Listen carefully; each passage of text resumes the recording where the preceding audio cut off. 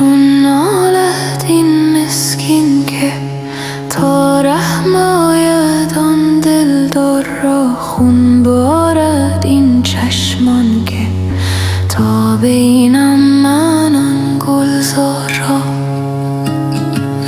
خورشید چون نفروزدم تا هیچ کمتر سوزدم، دل حیلتی آموزدم که از سر بگیرم کار را. ای عقل کل ذوفنون تعلیم فرما یک فسون، که از وی بخیزد در درون رحمی نگار این یار را.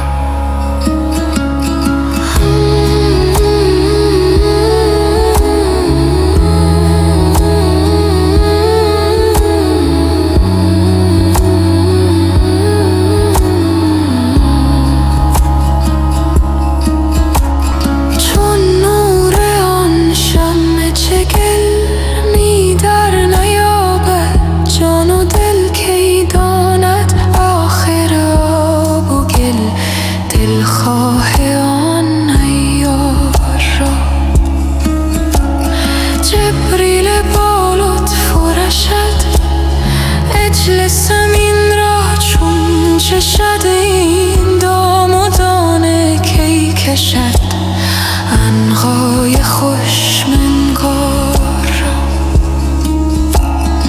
عنقا که یابد دام کس در پیش آن عنقا مگس، ای عنکبوت اقبس تا کی تنی این تار را.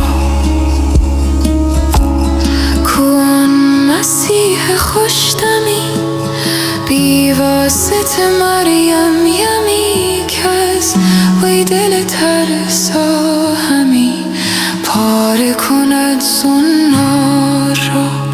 دجال غم چون آتشی گسترد آتش مفرشی، کو عیسای خنجر کشی دجال بد کردار را.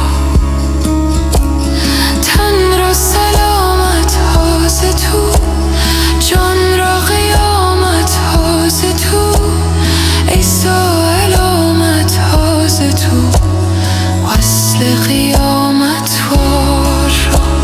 ساغر ز غم در سر فتد، چون سنگ در ساغر فتد، آتش بخارن در فتد، چون گل نباشد خار را. ماندم ز عذرا وامقی، چون من نبودم لایقی، لکن خمار عاشقی در سر دل خمار را. شطرنج دولت شاه را، صد جان و خرجش را، صد کوه همایل کار را، صد دردی خار را. بینم به شه واصل شده، می از خودی فاصل شده، و از شاه جان حاصل شده جانها در و دیوار را. باشد که آن شاه حروم زان لطف از حدها برون، منسوخ گرداند کنون آن رسم استغفار را. جانی که رو این سو کند، با بایزید او خو کند، یا در سنایی رو کند، یا بودهد عطار را. مخدوم جان کز جام او سرمست شد ایام او، گاهی که گویی نام او لازم شمر تکرار را. عالی خداوند شمس الدین تبریز از او جان زمین، پر نور چون عرش